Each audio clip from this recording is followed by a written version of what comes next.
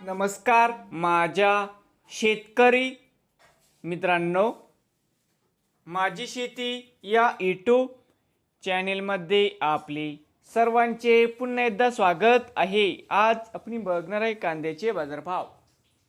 महाराष्ट्र राज्यातील कृषी उत्पन्न बाजार समिती मुंबई येथील आजचे कांदा बाजारभाव म्हणजे दिनांक 18 जून 2026। सर्व शेतकऱ्यांनी हा व्हिडिओ संपूर्णपणे बघा, कुठे स्किप करता। कांदा दरामध्ये होत आहे चांगली वाढ। तर मित्रांनो, बाजार समिती मुंबई या ठिकाणी आवक 7433 क्विंटलची।